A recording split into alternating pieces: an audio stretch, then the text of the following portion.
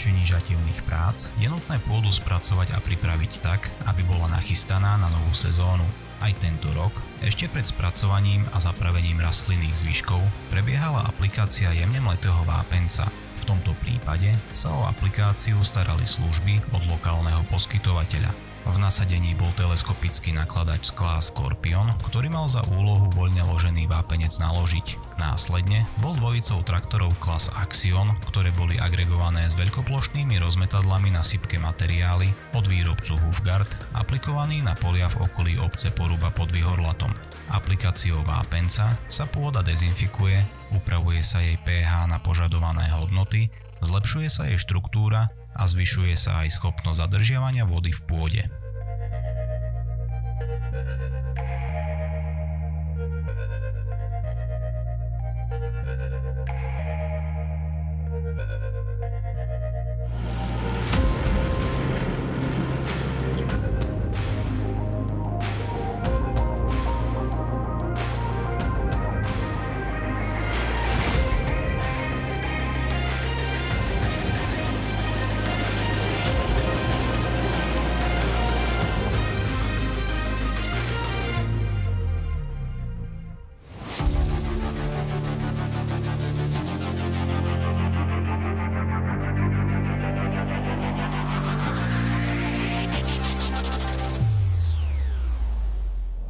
Medzi ďalšie úkony patrí aj aplikácia organických hnojív. V tomto prípade bol na plochy, kde sa bude zakladať porast repky kapustovej, aplikovaný slepačí trus, domáca technika, teleskopický nakladač Manitou a traktor Fendt 724 Vario spolu s rozmetadlom maštalného hnoja Samson sa o túto prácu starali.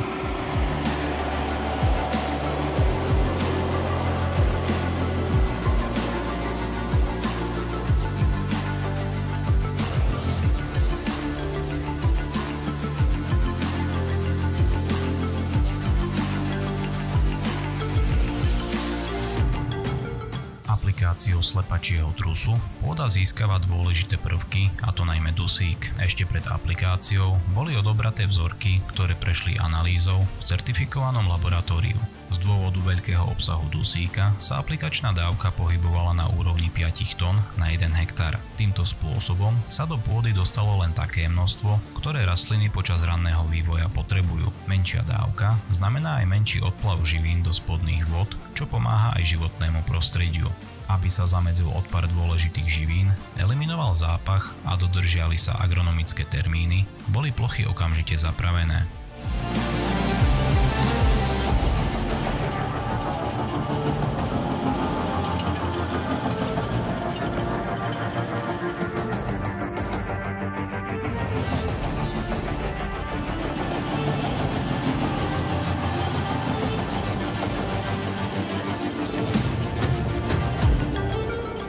Zapravenie sa staral domáci traktor Fendt 942 Vario spolu s diskovým podmietačom Wetterstadt Carrier.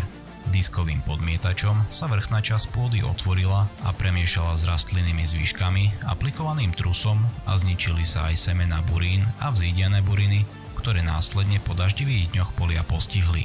Podmietkou sa zvyšuje aj užitočná pôdna fauna a prispieva k rozvoju dážďoviek, ktoré sú pre pôdny život veľmi dôležité. Následným rozkladom rastlinných zvyškov sa navyšuje aj podiel humusu v pôde. Vykonaním podmietky sa uľahčujú vstupy do pôdy pri nasledujúcich pracovných operáciách.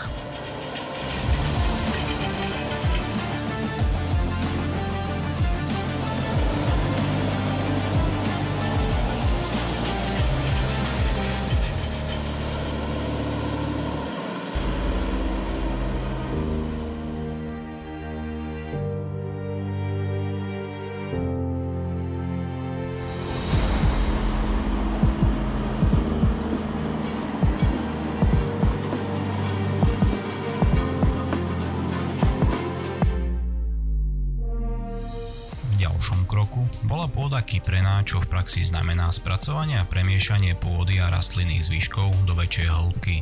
Túto prácu realizoval domáci traktor Fendt 1167 MT Vario spolu s kypričom pôdy Wetterstadt Topdown. Kyprením sa pôda prevzdušní a znižuje sa jej utláčanie, čo pomáha k lepšiemu vsakovaniu vlahy do pôdy a tým sa zabraní tvorbe mokrých miest.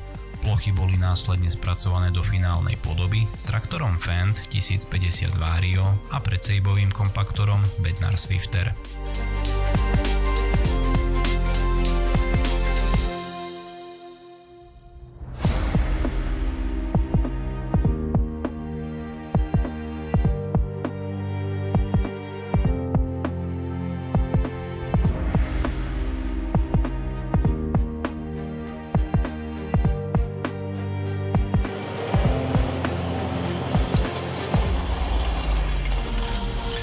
spracovaní pôdy bolo možné polia osiať. Do predom pripraveného osivového lôžka bola ako prvá zasiatá ozimná repka kapustová.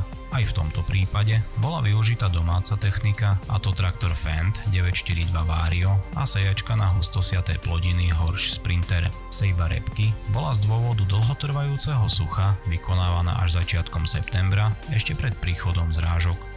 Porasty boli založené na strediskách farma Michalovce, Poruba pod Vyhorlatom a v okolí obce Čečehov. V najbližšej dobe sa bude pokračovať so zakladaním porastov jačmeňa a pšenice.